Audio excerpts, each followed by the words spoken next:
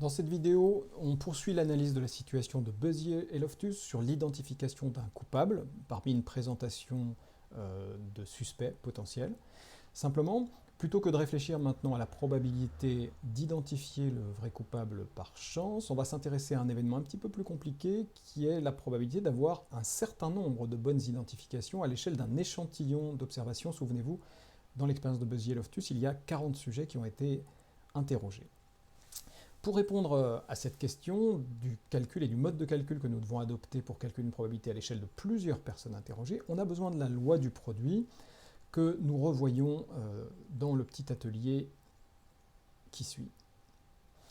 Cette loi du produit, elle dit quelque chose de très simple. Elle dit, si deux événements sont indépendants, alors la probabilité de les trouver ensemble est égale au produit de leurs probabilités respectives. À condition, c'est vraiment une condition importante, que ces événements soient indépendants, sinon cette loi du produit ne peut pas s'appliquer. Par exemple, pour deux événements E1 et E2, on peut écrire symboliquement leur probabilité d'apparition conjointe, P de E1 et E2. Vous vous rappelez de ce U à l'envers qui veut dire et, qui désigne la conjonction de deux événements, c'est-à-dire l'apparition combinée de deux événements, est égal à P de E1 multiplié par P de E2. Et on peut généraliser cette loi du produit à un nombre quelconque d'événements. Il pourrait y en avoir 3 ou 40 ou que sais-je.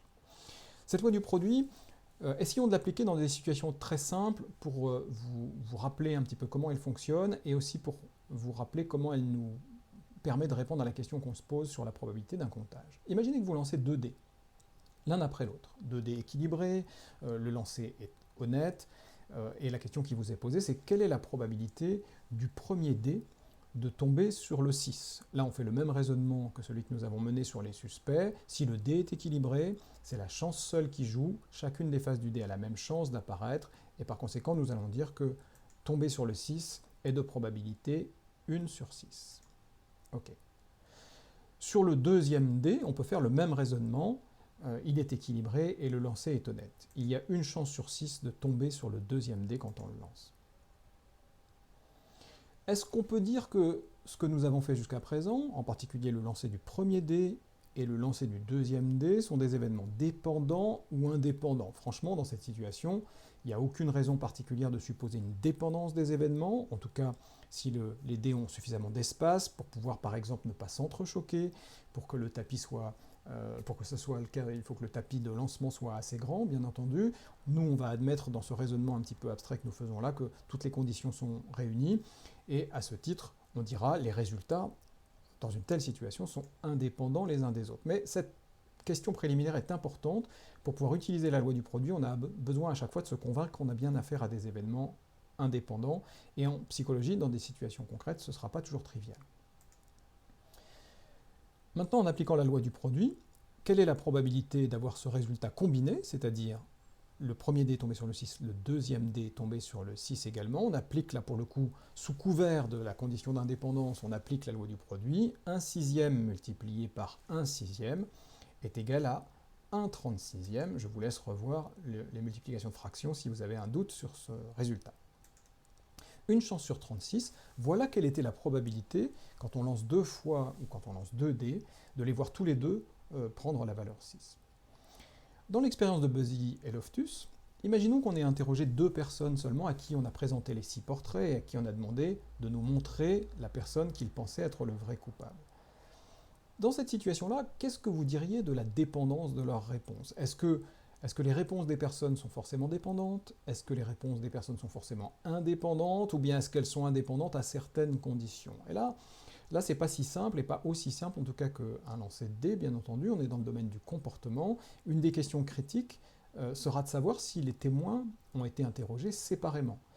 Si vous les mettez tous les deux dans la même pièce, que le premier prend la parole et désigne un certain coupable, et que le deuxième doit s'exprimer ensuite, c'est difficile d'argumenter que la réponse du deuxième ne montrera pas une forme de dépendance à la réponse du premier. Peut-être que oui, mais vous n'en avez pas l'assurance.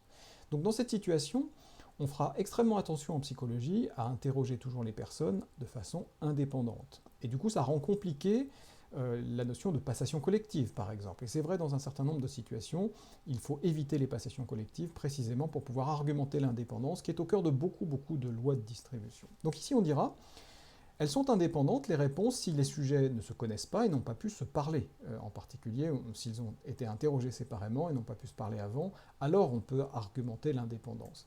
Retenez bien que dans l'usage que nous allons faire des principaux résultats auxquels nous arrivons dans cette vidéo, ce sera toujours le cas que nous devons interroger la situation elle-même avant de pouvoir nous rassurer sur cette condition d'indépendance. On ne pourra pas simplement répondre à cette question d'un point de vue statistique, ce sera important de pouvoir y répondre d'un point de vue psychologique par une analyse concrète de la situation. Dans l'expérience de Buzzy et Loftus, imaginons qu'on ait affaire à deux sujets qui ont concrètement été interrogés indépendamment. Quelle était la probabilité que tous les deux, ils reconnaissent le coupable juste par chance? Là, la réponse finalement est tout à fait calquable sur ce que nous avons dit sur les dés tout à l'heure.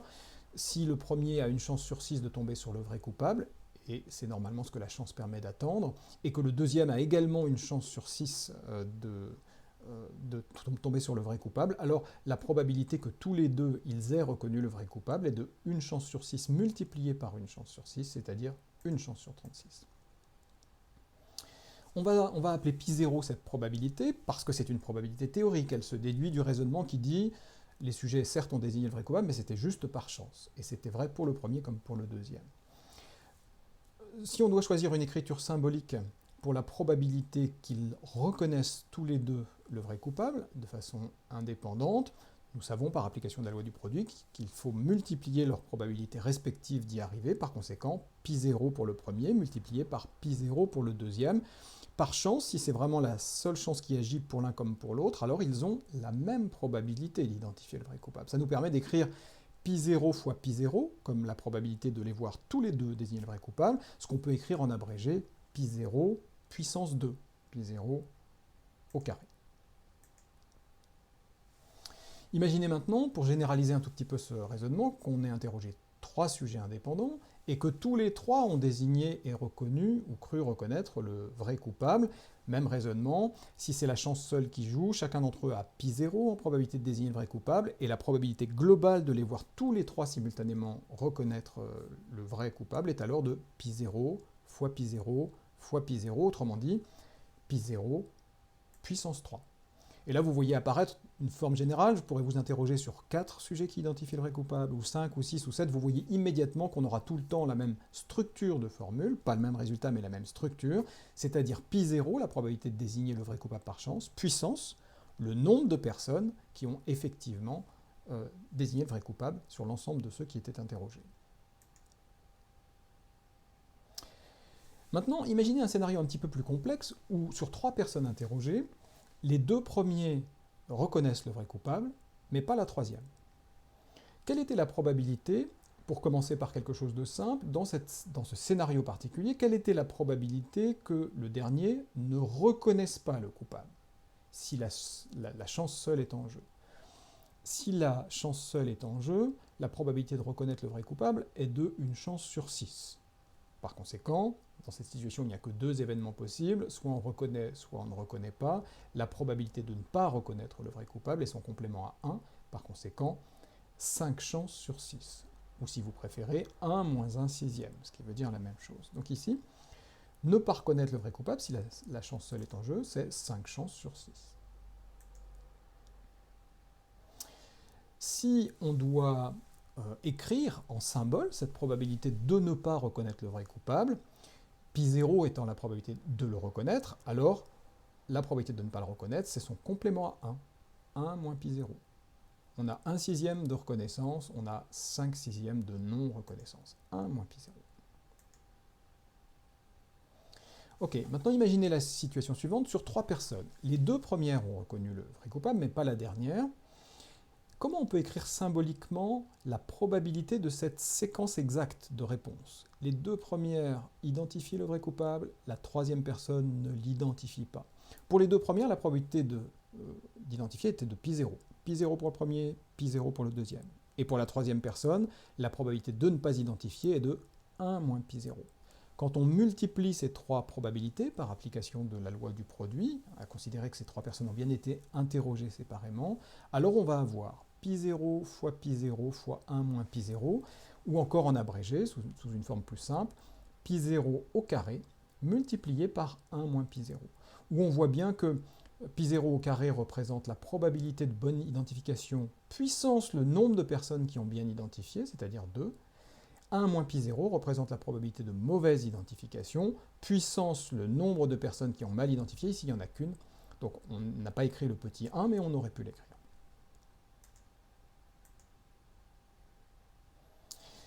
Vous comprenez l'idée, on peut généraliser ce raisonnement avec plus d'observations, par exemple ici 5 personnes. Imaginez que sur 5 personnes, les 2 premières ont reconnu le coupable, mais pas les 3 dernières. Comment ça va s'écrire de manière symbolique? Eh bien ce sera probabilité de bonne détection puissance le nombre de personnes qui ont bien détecté, c'est-à-dire 2, fois probabilité de mauvaise détection puissance le nombre de personnes qui sont dans ce cas-là. Autrement dit, ici, dans l'exemple qu'on vous donne, 3. D'une façon générale, vous comprenez tout de suite qu'on pourrait généraliser ça à un nombre quelconque d'observations, on pourrait se donner un nombre d'identifications correctes qui soit quelconque, puis son complément pour le nombre d'identifications non correctes. On aurait tout le temps ce noyau commun, qu'on va appeler tout à l'heure le noyau de la distribution qui émerge là, où ce noyau a la structure unique de probabilité de succès puissance le nombre de succès, fois probabilité d'échec puissance le nombre d'échecs. Et ça se déduit simplement d'un calcul élémentaire de produit de probabilité. C'est simplement une formule qui vient combiner plusieurs événements entre eux et leurs probabilités respectives. Sur 3 sujets interrogés, c'est un deuxième élément que vous devez garder en compte pour ce qui va nous intéresser tout de suite. On s'intéresse maintenant à un événement un tout petit peu plus abstrait. Je veux plus simplement m'intéresser à la probabilité d'une séquence particulière de réponses apportées par des personnes différentes. Je m'intéresse à un nombre de personnes. Par exemple, ici, on vous dit, sur 3 sujets interrogés, on s'intéresse à l'événement « une personne parmi elles identifie correctement le vrai coupable ». Et ça, c'est un événement un petit peu plus abstrait parce qu'on ne dit plus que c'est la première personne, ou la deuxième, ou la troisième qui identifie correctement. On dit simplement « une personne parmi les 3 a correctement identifié le vrai coupable ». Quelle est la probabilité de ça? Et là, l'événement en question est un peu plus abstrait, un peu plus générique, parce qu'il recouvre plusieurs scénarios possibles menant à cette valeur d'une détection correcte parmi 3. Quels sont les scénarios possibles? Il se peut que ce soit la première personne, mais aussi éventuellement la deuxième, ou bien encore la troisième qui ait identifié le vrai coupable. Donc, derrière ce comptage, cette nouvelle variable qu'est simplement le comptage du nombre de bonnes identifications, on voit que se cache quelque chose de plus complexe, qui est la conjonction, la superposition potentiellement de plusieurs, ou la prise en compte plus exactement, de plusieurs scénarios possibles menant à ce résultat en forme de comptage. Combien y a-t-il de scénarios possibles menant à ce résultat? Il y en a 3 ici. Ça peut être la première personne, ou la deuxième personne, ou la troisième personne qui a identifié correctement le vrai coupable. Maintenant, on a les 2 éléments qui vont nous permettre de construire une formule générale dans cette situation très particulière où on a des succès et des échecs. Bonnes identifications, mauvaises identifications. On a besoin à la fois de ce résultat de formule noyau, probabilité de succès puissance le nombre de succès fois probabilité d'échec puissance le nombre d'échecs, probabilité centrale d'une séquence particulière. Et on a aussi besoin de comprendre que dans la plupart des situations, ce ne sera pas tellement des séquences de réponses dont on voudra calculer la probabilité, mais ce sera un comptage de réponses, et c'est un petit peu plus abstrait comme résultat, parce que un comptage de réponses intègre plusieurs scénarios, plusieurs séquences potentielles, plusieurs patterns ou jeux de données collectés auprès de personnes différentes. Regardons ça d'une manière un petit peu plus générale dans cette synthèse théorique, ici qui s'appuie sur cet exercice. Dans cet exercice, on a à la fois revu la loi du produit, on peut calculer la probabilité générale d'une séquence d'événements en multipliant les probabilités si ces événements sont indépendants, vous l'avez compris. La situation que nous étudions correspond bien à une situation où les événements sont simplement binaires, c'est-à-dire soit le succès, soit l'échec. On pourra bientôt l'appliquer à d'autres situations binaires également, mais un peu différentes qualitativement. Par exemple, succès thérapeutique, échec thérapeutique. Par exemple, acheter ou ne pas acheter un produit à l'issue d'une incitation particulière. Donc, on voit bien qu'on est dans un domaine de problèmes traités ici qui s'appuie sur des variables dépendantes purement binaires. C'est ça qui donne à notre formule cette allure très particulière avec probabilité du succès puissance le nombre de succès, probabilité d'échec puissance le nombre d'échecs. Donc, Notre formule s'appuie sur une multiplication, donc sur la loi du produit. Notre formule concerne des événements binaires, et c'est ça qui vient lui donner cette forme très particulière avec un π0 et un 1 moins π0 comme noyau central. Et puis c'est ce qui va nous permettre maintenant de réfléchir sur la probabilité un petit peu plus abstraite d'un certain comptage. Si on s'intéresse à la probabilité d'avoir plus généralement k succès parmi n observations, tout scénario confondu permettant d'y arriver, alors il va falloir qu'on déroule.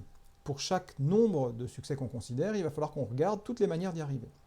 Par exemple, si je m'intéresse sur 3 sujets interrogés à la probabilité d'en avoir un seulement qui détecte correctement le vrai coupable, eh bien, il va falloir que je prenne en compte le fait que ça peut être le premier qui détecte correctement, ou bien le deuxième, ou bien le troisième. Et à chaque fois, la probabilité de séquence de résultats se calcule de façon un peu différente. Si c'est le premier qui a correctement détecté, alors on se retrouve avec une probabilité de séquence qui est π0 fois 1 moins π0 fois 1 moins π0, puisque les deux derniers n'ont pas correctement détecté. Si c'est seul le deuxième qui a correctement détecté, alors la séquence est de probabilité 1 moins π0 fois π0 fois 1 moins π0. Et si c'est le troisième, vous avez compris le principe, alors c'est 1 moins π0 fois 1 moins π0 fois π0. En réalité, pour chacune de ces 3 séquences qui toutes se caractérisent par un succès parmi 3, la formule finale revient au même nombre, c'est-à-dire π0 puissance 1, 1 moins π0 puissance 2, puisque la multiplication est commutative, hein, tous ces symboles π et 1 moins π0 peuvent être rapprochés et permutés les uns des autres. Cependant, bien que ça nous mène au même résultat scénario par scénario, il va falloir qu'on prenne en compte simultanément ces 3 scénarios pour avoir une probabilité complète et correcte d'avoir un succès parmi 3.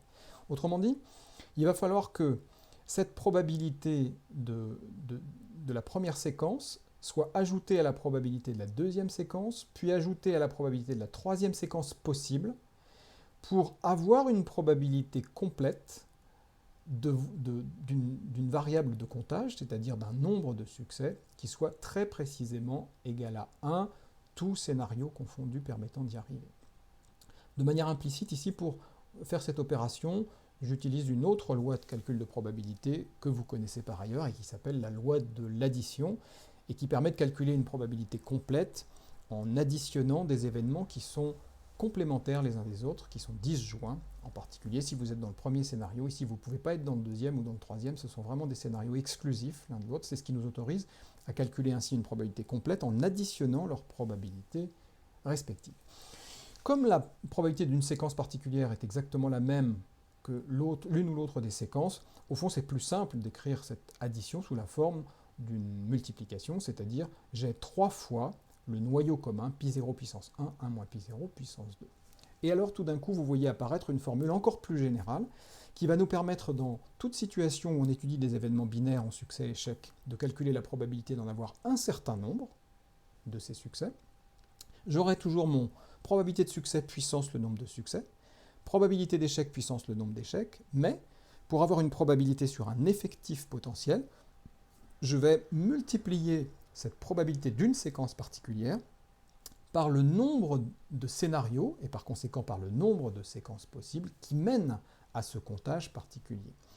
Vous avez appris par ailleurs à calculer le nombre de manières qu'il y a d'arriver à un certain sous-ensemble de succès parmi n observations. C'est ce que, en combinatoire, vous avez appris à appeler la combinaison. Par exemple ici, le nombre de manières qu'il y a d'avoir un succès parmi 3 observations, on appelle ça C3,1. Je vous laisse revoir ça dans le chapitre correspondant de combinatoire. Il se trouve que C3,1 est égal à 3, c'est bien ce que nous avons écrit ici, mais ça nous mène à une formule plus générale que nous pourrons utiliser dans toutes les situations où nous voulons calculer la probabilité de voir apparaître un certain nombre de fois un événement cible, par exemple le succès à une tâche.